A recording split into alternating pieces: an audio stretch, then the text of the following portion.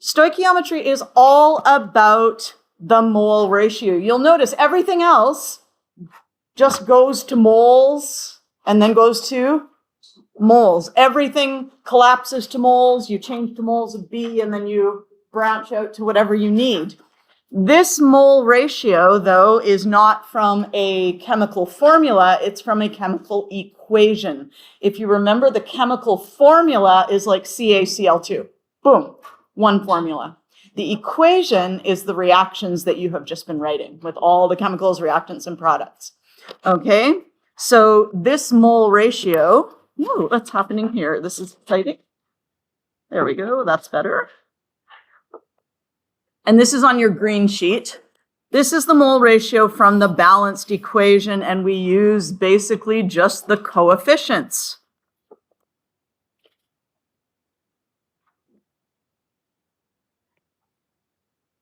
So if you were really amazing at the mole, you might know this entire unit already.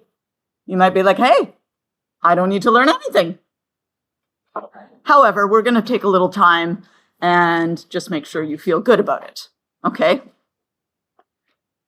So what you'll have to remember is that to go from grams to moles, what do you use? Molar mass. Particles to moles. Avogadro's number. Volume of a gas. 22.4 liters. Volume of a solution to go to moles. Molarity. Volume of a solid, liquid, or gas. Density. Okay, so that'll take you into moles. And then if you are asked for grams, of course, you'd use molar mass. Asked for particles, 6.02. Volume of a gas, 22.4. And you might be asked either for them. These are the two that are sort of a little bit more tricky. You might be asked for the volume of the solution or the concentration of a solution. Volume of a solution uses a conversion factor, right? Molarity. But if you need to find concentration, I don't know if you remember this from the mole unit, but to find concentration, it's not a conversion, it is a division. Yes? This one here is a division. Everything else is a conversion. If you need the volume of a solid, liquid, or gas, you have to do molar mass and then density. And then if you want to find density, you have to do molar mass and then divide by liters. But those will all come as we go along. Okay, so here is some stoichiometry. And you'll notice the pronunciation guide is given there. Stoichiometry. Stoichiometry. Say it to your friend. And if you get tired of using that, often people just call it stoic, because that's a big, long word. Okay, so we are on page 4.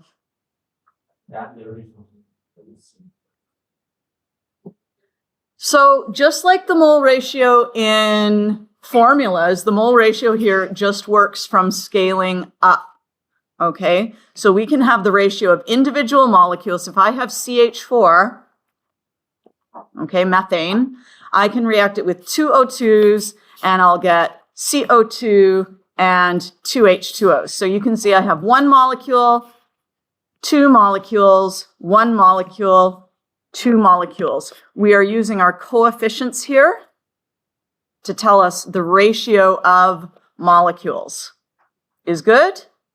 Okay. We can scale that up to pairs of molecules. Or actually, I guess I should, no, that's okay. That can be scaled up to pairs of molecules. We can say I've got 1 pair of CH4 to 2 pairs of O2 to 1 pair of CO2 to 2 pairs of H2O. And the ratio is still 1 to 2 to 1 to 2, which is the coefficients of the balanced equation. Yes, 1 to 2 to 1 to 2. Is good? Okay. We can scale it up to dozens. 1 dozen CH4s, we still have a 1 to 2 to 1 to 2 ratio, still the same coefficients from the balanced equation.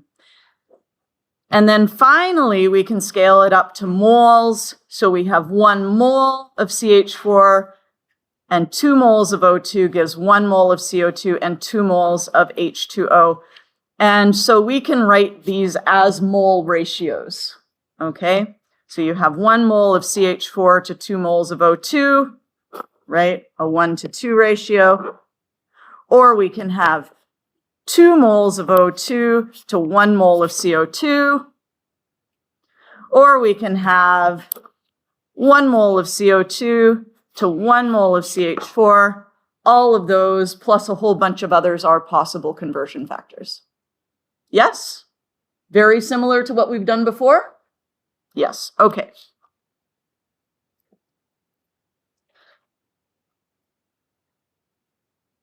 The next equation has a ratio of 1 to 3 to 2, right? If we've got N2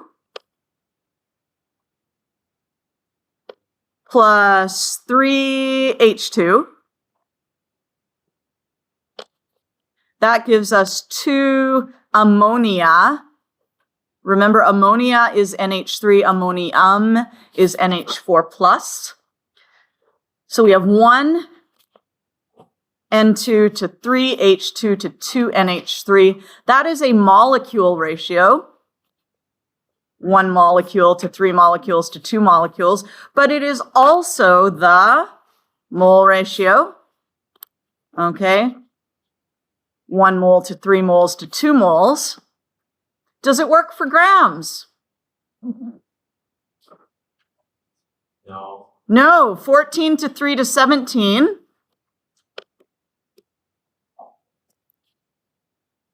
Wah, wah. Does not simplify to 1 to 3 to 2. Okay? You would have to use molar mass to take grams and convert it into moles, okay, to use the mole ratio. So you can directly convert molecules using the coefficients. You can directly convert moles using the coefficients. You cannot directly convert grams, which is why you need to, we go back here.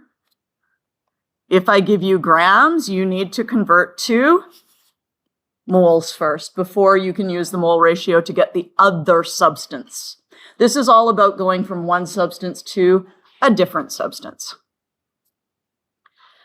Now, I lied to you a little bit on that chart because let's take a look at volume of a gas. If I have 22.4 liters of NH3, that's 1 mole of NH3, right? Or sorry, not NH3, N2.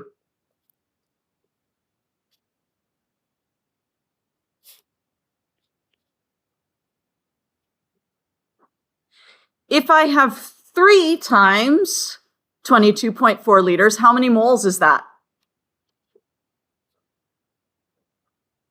That is 3 moles of N2. And if I have 22.4 and 22.4, that gives me 2 moles.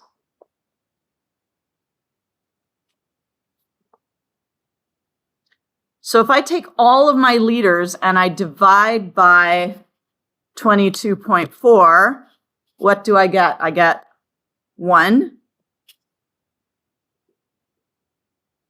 What do we get if we divide 67.2 by 22.4?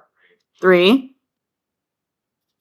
And 44.8 divided by 22.4 is 2. And guess what ratio we have again? We have a 1 to 3 to 2 ratio. So you can go directly from liters of gas to liters of gas without going through the mole, because equal volumes contain equal moles.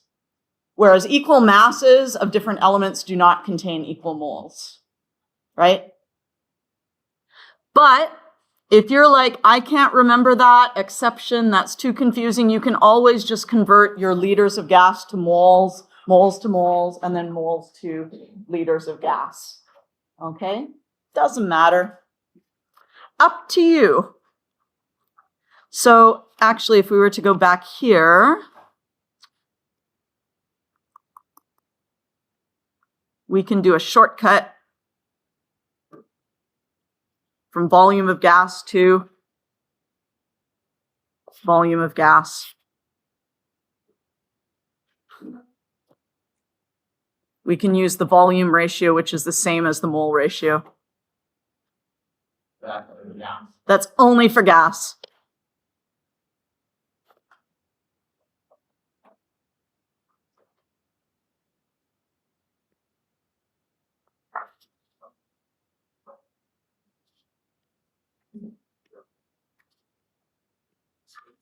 Yes. I believe so. Let's just check. Teams. Don't want Science 9. Want Chem 11. Files. Stoichiometry. This folder is empty. Okay. Huh. Let me just throw it in there for you. I thought I had put it up. Silly me. I'll just throw in the big thing, not all the little ones, just for now.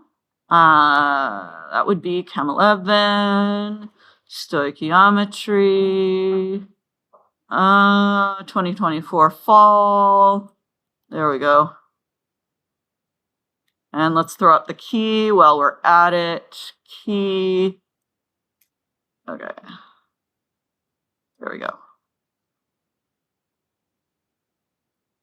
I created the folder, so I guess I thought I'd put something in it, but I guess not. Okay, there we go. You're welcome. All right. So that is stoichiometry. When in doubt, you can convert to moles. Okay.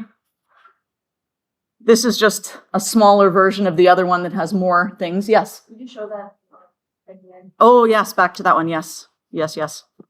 Yeah, no problem.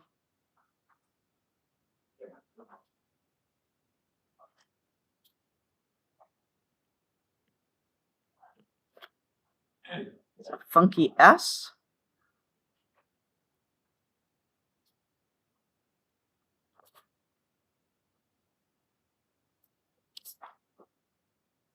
All right. So, mole to mole calculations. Please balance this reaction.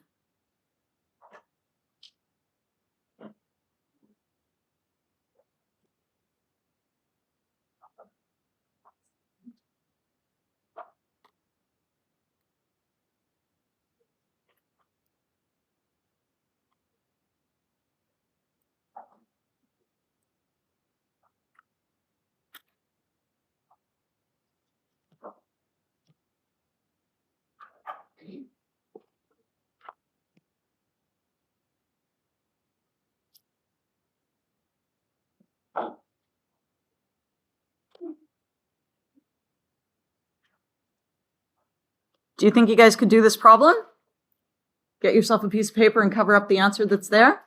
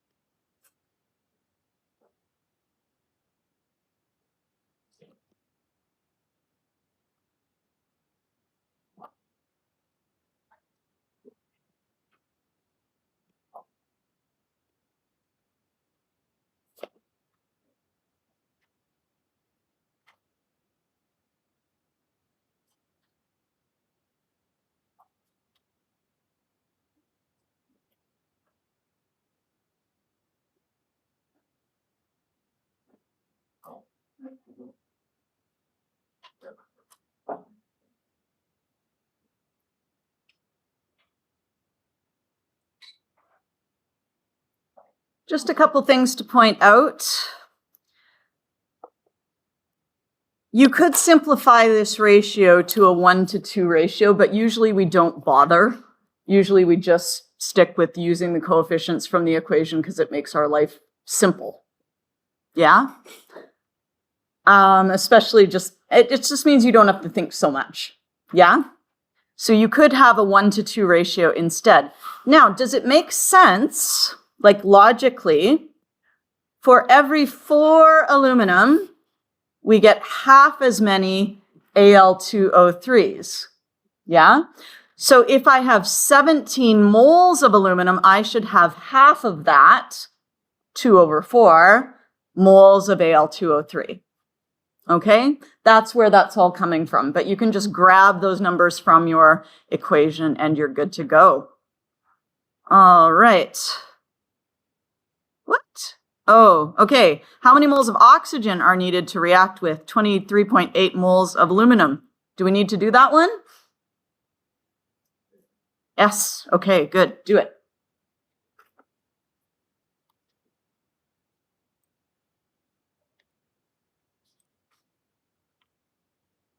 And if you finish that, you can work on some of the exercises there. It won't take you very long.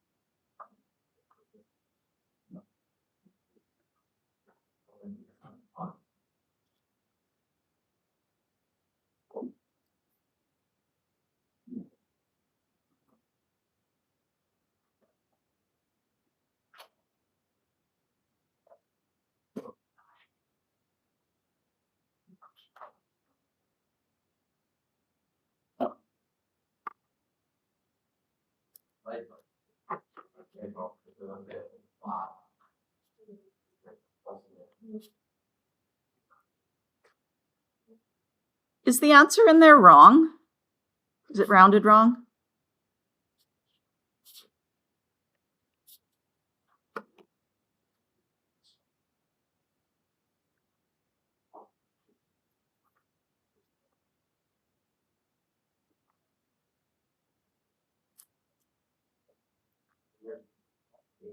Mm-hmm. Yes, it's wrong.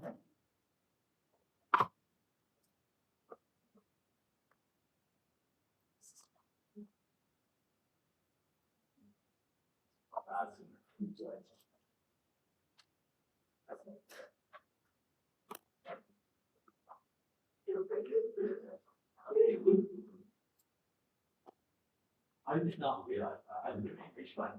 Ask for moles of oxygen. Does it matter if I do 4.2 or like 18? Yeah, so if it asks for oxygen, you're going to assume it's O2. Okay? Unless it says moles of oxygen atoms. Okay, you'll use it in its most standard state, which is diatomic. Yeah.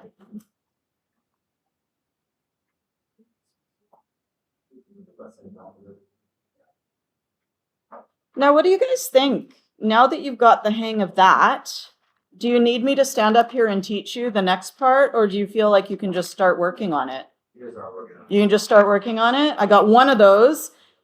Anyone else want to just start working on it?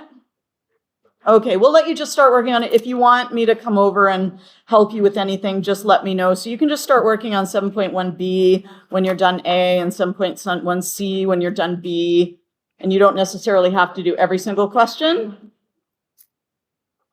7.1c gets a little bit tricky, but I have faith in you.